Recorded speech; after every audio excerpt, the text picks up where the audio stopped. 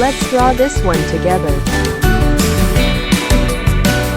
The first step, make a shape like this. Look, it's so easy. Do not hesitate, just follow my steps.